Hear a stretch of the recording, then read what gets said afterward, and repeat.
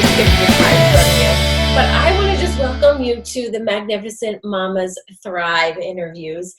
As you know, I've been doing these interviews for the last few months, and it's really about women sharing their stories, allowing them to have an opportunity to share their tips and tools, and a lot of it comes from their own experience. It's not just something that they've learned. It's taken them from what they've been through to now have such a huge passion about what they do. So I know that you have an incredible story, and I know that it hasn't always looked pretty, although you're a beautiful woman and you do share your raw side. And I know even in the bio that you shared that you said that it all looked so perfect on the outside. And then there was some struggle. And you had that, what I call the bathroom floor moment, which I've had. But you called it something different, and I'll let you share what you called it. But it was this epiphany to say, you know what, there's more to life than this. And you felt the pain, and you were almost ready for it to be just over. And in your words, to be done with that. So something happened in there. And that's what led you to becoming this amazing coach to help other women rise up, feel good about who they are, see the direction, see the purpose, see the point in the pain, and then move from there to get into a better lifestyle and keep their mind there.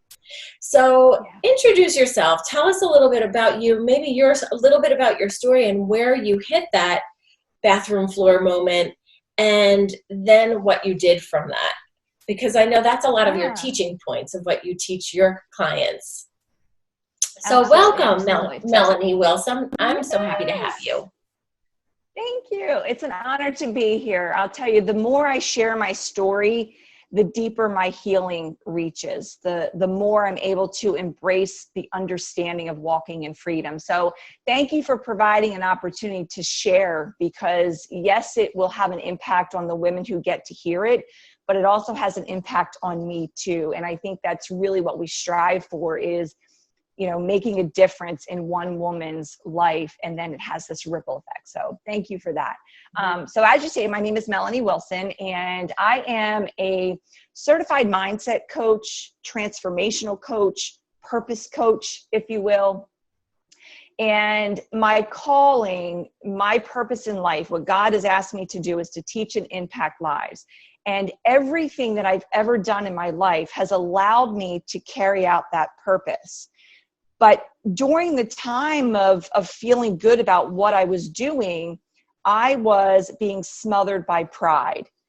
The pride was preventing me from allowing people to see my authentic self. Behind that image of perfection, of having it all together, was a very broken little girl. She had suffered sexual abuse. There was trauma. A marriage that was struggling, all of these different components that I worked diligently every single day to hide, because what I was doing in my profession was teaching people to make good decisions, to dig in and do the hard work, and they're reaping the benefit of that. But then I would come home and wouldn't apply any of it to myself. So I didn't want to expose the broken parts. I didn't want to talk about the ugly parts. I wanted to stay focused on carrying out my purpose, but I wasn't purpose driven. I was pride driven. And what I mean by that is when you're driven by pride, you don't want people to see who you really are. You work so aggressively to hide those parts. It's saying, I've got it all together. There isn't anything wrong. I can teach you because I know it all. And that was all a lie. And it got to a point where that inner conflict was so all-consuming that I eventually hit a rock bottom. And there's a lot of depth to my story, but I wasn't coping with the trauma, the PTSD, the struggling marriage. I wasn't coping with any of that in a healthy way. I had back problems, so I had prescription opioids, and I didn't realize that I was using the opioids to cope. I didn't feel as much when I took the opioids. I didn't have to be as present when I took the opioids. So yes, I was coping, but it wasn't healthy, and it was just self-sabotaging what I had been called to do. Years had passed, and on November 15th, 2015, things got to the darkest point. And like you said in introducing me, that I wanted it all to be over. And I had a bottle of Dilaudid on my nightstand. I had a recent elbow surgery from abusing my body, and I took all 40. I took all 40 with the mindset of, if I do this, I can fix everything. I'll be out of the picture. I can alleviate all the struggles and challenges and all this extra weight and responsibility that I'm putting on the people that I loved. And of course, I was driven to the hospital, and I never actually fell asleep. I never lost my ability to be cognitively present. And I heard the nurses saying, you know, she's so pretty. Why would she do this? You know, she's in really great shape, like she's fit. You know, what makes her think that this is the answer? It really can't be that bad to do this. And I'm hearing all of this, and I'm thinking, that's why I kept hiding. People thought because I looked good, I appeared to have it all together, and there were no broken parts. So the pride was just fed and fueled. And one of the nurses said, you know, she took enough Dilaudid to actually kill a 600-pound man. Oh my and goodness. Yes. And in that moment, in my darkest, this is where I get emotional, I heard God say, look up, child. I was forced to be in a position where I was stripped of my pride. And I had to dig in. I had to do the hard work. I had to show up in my life and rise up. He called me to do that. And during that process, the shift took place. I'm no longer pride driven. I'm proud of what I've accomplished, but all the glory goes to God. Mm-hmm. Now I'm purpose driven, where it says I'm human. I've been there. I've made the mistakes. I've gone through those struggles. And as a result, I can alleviate some of that for another woman who is hearing the story, and she can relate. So, you know, there is a lot of pain, but because of the pain, God is using it for purpose. And now I'm able to impact the lives of other women in a way that I was blocking before because I didn't want to show it. Mm-hmm. Now I share it raw, authentic. Here it is. This is me. This is what I went through. And women are like, oh my gosh, yes. Like, that's what I need. I need someone who has actually been there and can help me see the light, but then be by my side in that battle with me, in those trenches fighting to get me to the other side of it. And it's been such a beautiful transformation within my own life and within the lives of the women who are choosing to say, you know what? It's time. I'm ready to invest in me because I want to see these changes too. So it's been really, really powerful. I love that. And I think that it's so true. As soon as we tell our real truth, for one, we have to get honest with ourselves. You know, just being Absolutely. Honest to say, wow, that was my life. You know, and I'm sure you've heard my story. I've had abuse, both sexually and physical and mental abuse. And I can even remember saying, you know, if I were to trade one in for another, I would much rather have had the mental or the physical abuse because those scars go away. And that was the beginning of my journey. But quite honestly, none of it, any of it goes away. It's just being real with it and going, oh my goodness, that happened to me. And I think like you, I use it for a teaching element to say, this is what I've done to heal. And you don't ever arrive. Even the healing journey, you just continue to crack open a little bit wider and broader and more Mhm. And each part of your journey teaches you something different, which is a beautiful thing. And actually, Yeah. it's Yeah. so kind when you take it in steps like that versus just either forgetting about it or sweeping it under the carpet. You just take it in small Mhm. doses to heal little by little. And I think that's what, one, I see that you've been doing, but also you're teaching your students, your followers, your clients to accept Mhm. themselves where they are and say, it's okay, you're a beautiful being Absolutely. in spite of this pain. And the pain is your gift in a sense. You know, Yes. I know that was always very difficult for me as a my first career as a massage therapist to say this was a gift because I wanted to heal myself so badly. I went into a Mhm. healing arts career so I could help Right. others. And realistically, it was me wanting to heal myself. But then by healing myself, I was healing others. And that reciprocation was the ebb and flow of what healing is all about. Yeah. And I think that that's what it Yeah. looks like. It just is everyone lifts one another when you get real with your pain. So tell Mhm. me some of the things Mhm. that you feel like are your biggest tips or advice for that mama who says, and when I say mama, it's all women, they don't have to be Yeah. moms, Yeah. but anyone who's that pinpoint to say, oh my gosh, on the outside I look like I'm $1,000,000, but on the Yeah. inside Yeah. I'm a hot stinking mess. Yeah. Share it with her. So, during the process of healing, I went through a lot of therapy and following all those typical avenues, and I kept feeling a void. There was something else missing. And what I did for myself, not knowing where it would go, is I went to work to build what needed to fill the void. So that's where I come up to enhance the other things that the women are doing. In that void, it's about understanding that it is absolutely okay to be exactly who you are in this moment. So one of the first things that we have to come to grips with is if you want to change it, you have to first acknowledge it.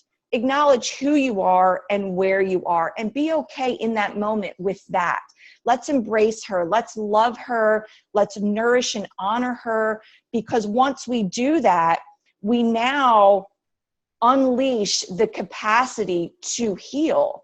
So you move from a place of, okay, this is me. These are the broken parts. This sucks. I suck. It all sucks. Let's just suck for a moment. Acknowledge it, because you can't change what you won't acknowledge.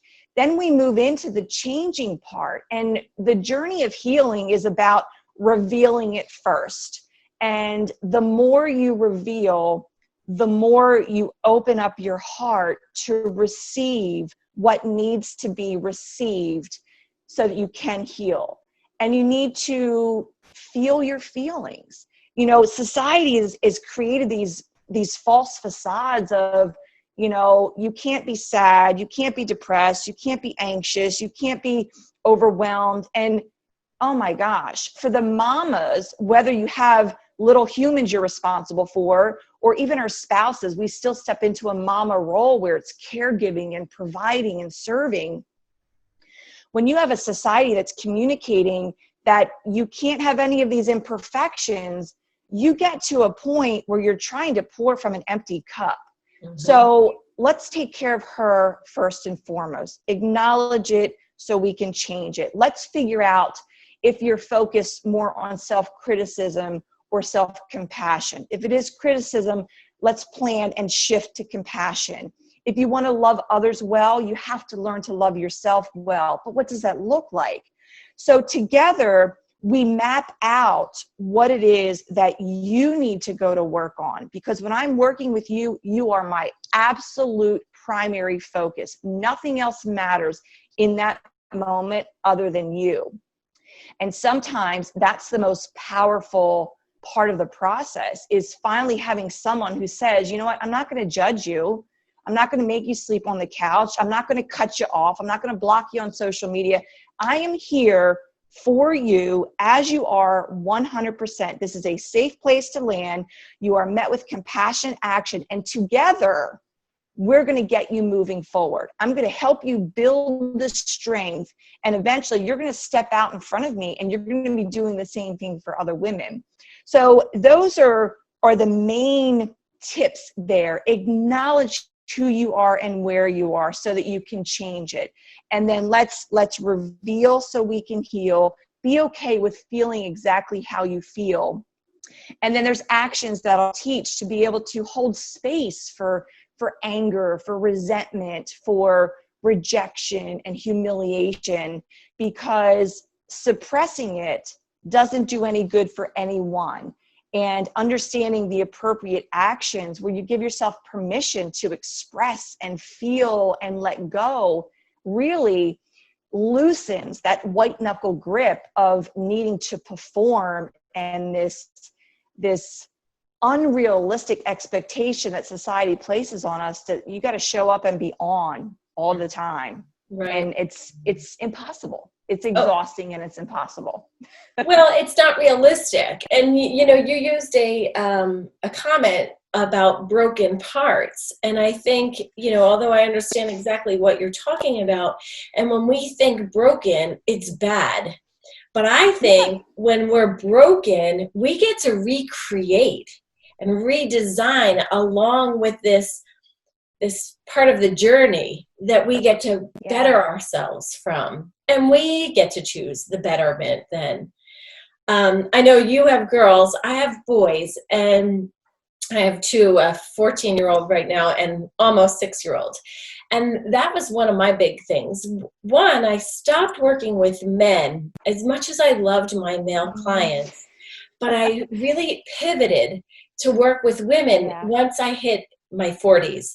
And I think the reality was for me was men are broken, and they have been, but they will not look at the broken parts. Now, that was almost 8 years ago. So I think the world has shifted and changed, but as you're looking at the world events right now, it seems to be they're still broken.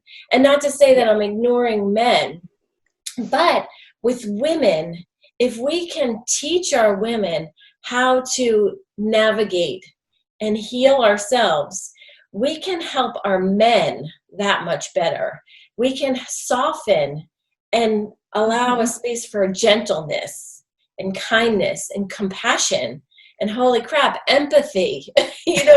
All of the things as women we need. Like, it's not a dirty word. Right. It's okay to cry.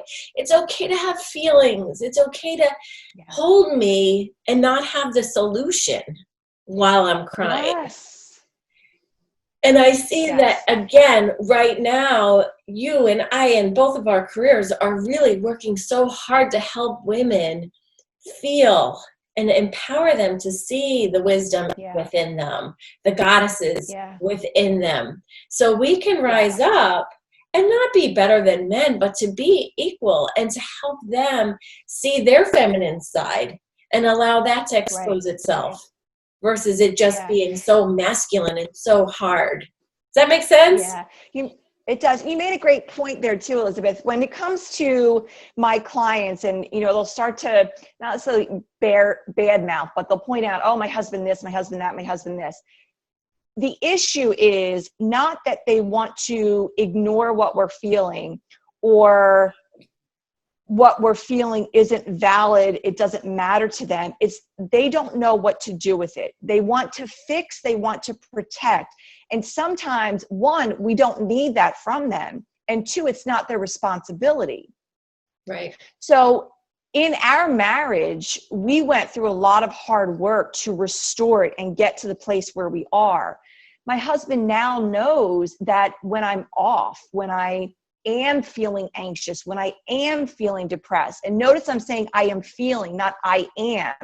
That was a shift. It doesn't define me. It doesn't define us. We can feel it, but it's not who we are.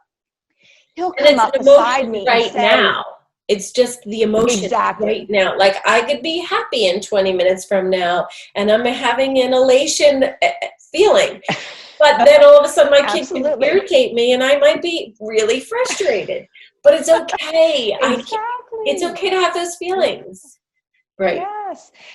And he'll come up beside me now and he'll say, babe, I notice that you're feeling a little overwhelmed. Go sit down, light your candle, put one of your songs on. I'll take care of the dishes. As opposed to, I don't know why you're so anxious. What is it you want me to do? And that just fuels the conflict. So together we have grown. And I think it's funny too, because, when I'm doing calls, I have the headphones in, so he can't hear what they're saying, but sometimes he'll hear what I'm saying. And he's started to kind of throw the stuff that I'm teaching up, like, hey, I'm standing at the snack cabinet. I'm not hurting. I'm not hungry. So now what do I do, babe? And I'm like, you're bored. Let's find something creative for you to do. So yes, they are teachable. They do want to learn. And it really comes down to them wanting to love us well and protect us. And sometimes they just don't know what we need. So it's our responsibility to be able to communicate that to them in a way that they feel empowered. They feel like they can step into their role as a husband and give us what we need. But if we can't communicate it, they can't provide it. Right. So that's where we really have to step up and own who we are, educate ourselves, and be able to communicate effectively in all of our relationships so they can prosper and grow as well. Right. And I love that. And I think that that's the biggest stumbling block that we're encountering right now. We are shifting from this very patriarchal society, and this goddess wisdom is showing up, and there's a conflict.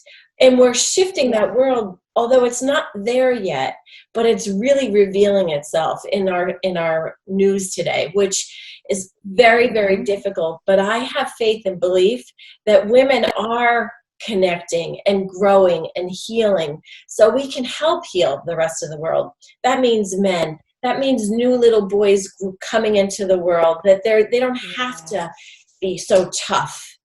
And they can embrace their feelings and not be so girly. Like, why do we even have to have those, categories? Right. Be tough like a boy or be tough like a girl. Like, come on, really. But I love that you're even melting that into your personal life with your husband, because that in itself, not only healing your being, you're healing your husband, but then teaching your girls how to navigate and attract a man who will be willing to learn and be approachable to that concept of empathy and compassion. And it's okay to have feelings and connect with heart to heart and not just be, oh, I have to be this manly man and take over the world. Right. Yeah. Right. So you mentioned something earlier about lighting your candle. Tell me, when times get tough, what is your grounding moment? Like, I'm a meditator, and when things get tough for me, I come into my space and I do my yoga, and I like to stretch and do meditations. What does it look like for you when your head's a little fuzzy? You're feeling that energy inside. You don't know whether you want to cry, yell, scream, punch somebody. I don't know. You name it. Right. all the things.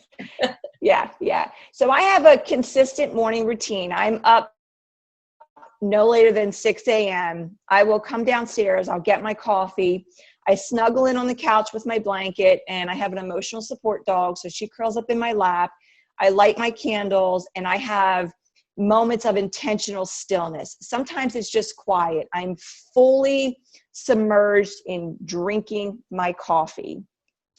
Then I'll move into moments where, maybe I'm playing some type of song that I close my eyes and I can go within myself and connect and be grounded. I'm always reading a great book. So I'll move into reading. And my morning routine sometimes can be, a quick 15 minutes, or it can be 2-3 hours. It's whatever I need in that moment. I will choose it for myself because I know it can set the tone for the rest of the day. And one of the things I teach my clients is to create a comfort box. In that comfort box, the Rise Up power tool is the drill, but then there needs to be attachments depending on what the scenario is. So in that comfort box for me, the smell of lavender. I have a roller with lavender that I carry with me at all times. I don't necessarily roll it on me because sometimes it can be offensive to other people. But if I'm feeling a little anxious, overwhelmed, or something is triggered in me and I can't put my finger on it, I'll take a couple deep breaths, just pass it back and forth in front of my nose. When I breathe in, I'm breathing in my I am statements, the truth, and I exhale the crap. Quite honestly, exhale the crap. Yep. I always have a seashell with me.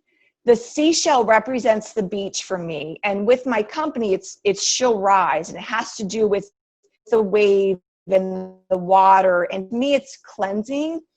We can be tossed around in the wave, but we can also come up on the other side, cleansed and refreshed and new.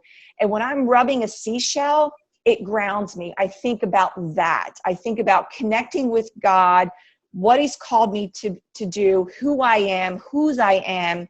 And in a second, it will ground me. So those are some of the components of my comfort box that I'll pull out and attach to that Rise Up power tool to keep me in a position of power and authority in my life so that I can respond accordingly instead of being emotionally driven and react. And sometimes when we do that, we say or do things we can't take back. And that's a really hard position to be in. So that morning routine is critical. And then there's pieces of that I have with me at all times. So, I can maintain a level of sanity and process, pause so that I can respond instead of react. Love it. I love it. I'm a Reiki master teacher, and one of the things that I teach is allowing you to know which one of your chakras may be off. And we always begin by grounding. And so the tools that you even said, just allowing yourself to ground, connect. Once you're anchored into Mother Earth energy, anything that comes at you, chances are you're going to be able to sustain and stabilize, even if it's this huge gust of wind that can throw you off your pendulum. So, I love that you have that grounding impact that you start your day with, because many of us just get up and allow the world to take us and navigate us through the day.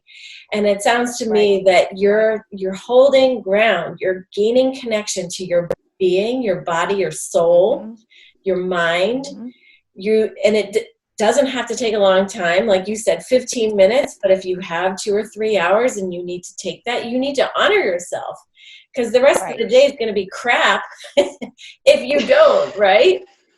You'll be the hurricane that takes somebody out. Exactly. And again, as life coaches, I really believe that it's okay for us to know that, because those days that you don't create your boundary and you are out of control within your own self, it shows that that it has an impact on the other people in your life. And it doesn't always look pretty. Absolutely. So it's okay for us to learn why our process and why our system is in place to make it so much of a better world for our space, for our world. Right. And that way then we're teaching that, and then they can learn that. I call that my happy. Like I'll say to my kids, mommy's going to find her happy on the mat. I remember you saying that before. Yes. And that because they need to understand it's not me going to do it to get away from them, but I'm going to come back so much happier to be with them, so we together can be happy. So and that's such a great example. And that's such a great example to set. And what I'm noticing consistently with clients is on their check-in forms, they're talking about how they're noticing a change in their children and their spouses. They're posting pictures where the kids are involved and the kids are asking questions, and, their I am statements are written on the mirror. Mommy, what do they mean? Can I do them too? So, you know what? You set the example. If you want something different for yourself, choose something different. Show yourself something different. And while you're doing that for you, you're planting a seed for these littles to not have to experience the struggles that we have. They can choose something different because it's been modeled. So you said not necessarily to get away from your kids. Exactly. Hey, you know what? You're stressing me. I need to walk away. Let them know that too. Yep. Because sometimes you need to say to someone, you know what? Hold up. We need a break here because I need to process. I'm either going to throat punch you or we can pause for a moment and we can have a good conversation. Yep. Yep. Mama needs a break. So, yeah. No, I get that's that. Right. And it's so, a lot of times I'll say, Mommy's going in timeout because I don't want to say something or because I am getting frustrated. And it's okay for me to be frustrated. I need to go process my feelings. And then we'll come back and it's much cooler and calmer.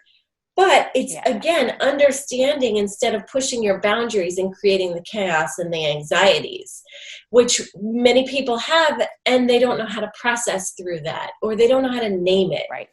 And I think that that's what it sounds like you're teaching them. Exactly. So, oh my gosh, I love this conversation. I think we can talk for like 2 or 3 more hours on this topic. What do you think? I know. But it's we could days upon days. Yes. And that's the key thing. I think there's so many of us just getting out there wanting to help heal the world through our pain. Not to say, oh, we went to, some XYZ school. We went through the work hard knocks school. And yes, we do have degrees and certifications and all that comes along with it. Yeah. But honestly, I share my pain because I want you to see that I went through it for you to help heal the world. Not this rose-colored glasses, right? So. Right. So, Melanie, thank you so much for spending the morning with me. I really appreciate your time today and you hearing your story and just hearing the love and passion that you have within your story, but also how you're layering it in all of parts of your life. I see that. I see you are walking your talk. Will you share with us where we can find you? Where do you hang out? Facebook and Instagram, that's my jam. I tried Snapchat once. I took a picture of the floor. I don't know where it went, so that was the end of that. So you won't find me there. So Instagram is Melanie_D as in dog _Wilson. When you get there, there's a link in the bio to join the Facebook group, to connect for a free discovery call, to get involved and be part of the community, because the community itself is so powerful, and it's women from all over who are saying, I see you, I hear you, I know you, you're not in this alone. And they can say it from a place of authenticity because it's the honest truth. So Instagram is a great place. And then Facebook is She'll Rise, and you take out the apostrophe, so it's She'll Rise. And really what we're doing is we're breaking these women out of these shells that they think they're protecting themselves when really they're missing out on the joy of life. So that's where you can find me, on Instagram and on Facebook.